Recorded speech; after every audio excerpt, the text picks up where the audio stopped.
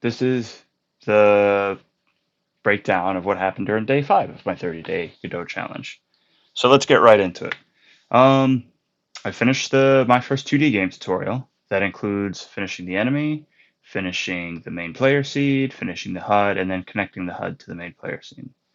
Um, so what I learned during that whole experience was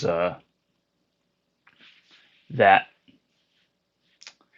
what I learned during that whole experience was there's some errors in that tutorial, and maybe it's a little old.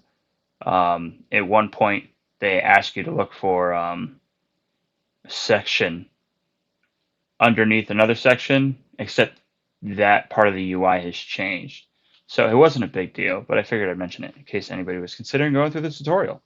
So there was that, and then it's been a really long time since I've like went through the process of like building a video game since my getting my degree, and it feels really great to be able to like create a thing.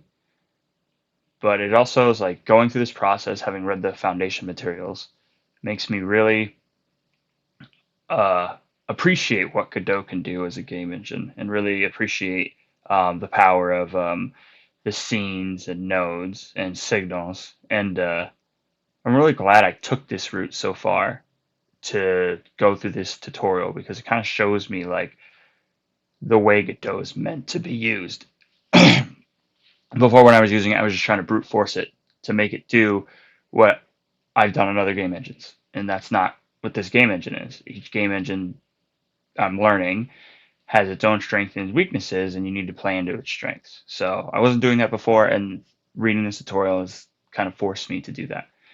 Um, Another thing I've learned was if this was a review on this particular tutorial, which it isn't, I would give it a 10 out of 10, despite the small out of dateness of the tutorial. It's really minor, and if you look at the images, you can figure it out on your own. It was really great. If you're choosing to do this tutorial yourself, I would suggest they suggest anyway that you have some coding experience. So I would definitely take their suggestion to heart when it says that. I think there's a visual coder that they have that's supported by Godot that they mentioned in their documentation. I don't know what that looks like. I don't know how that works. I don't never used a visual coder before, so I don't know how any of that works. So, um, so on to what I think I'm anticipating to get done for the next day, for the next day in this challenge. So the next day in this challenge, I didn't anticipate being done with the 2D game, my first 2D game tutorial so fast. But I think I've made a decision. I'm gonna start making my own small game. Um, so I have a few ideas about that. So I'm gonna do like an asteroids type game.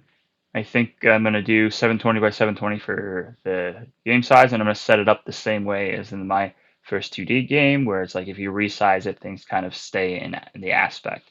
So I really like that. So I'm going to keep that. And then I want to add shooting because Asteroids has shooting. And I want to play around with movement. So in this game, it's just the 4 arrow keys for movement. And my blue sky idea, my is for movement, I want to do um, the arrow keys do up, down, and left and right still, except that's not going to rotate the player. It's going to do strafing. And then what I want to do is I also want to get the mouse involved to where the player is rotating. The front of the ship is rotating towards the mouse at all times. So so that way if like there's an asteroid coming this way, the player can like back up, follow it, strafe to get around it, and then still point out and shoot at the asteroid or the enemy or whatever I choose to do. That all seems very complex. So I might, if it ends up getting too complex, I might scrap it and go for something similar. But that's my pie in the sky sort of game concept right now, and I'll be starting to work on that um, for the next day in the challenge. So hopefully, if you watched this full thing, you enjoyed it. I can't anticipate. This seems like a very boring way to do this. But now that I'm making my own game, I'll be able to show you things that I'm working on, which I think will be a lot more interesting. Um, all right. Have a good one. Bye bye.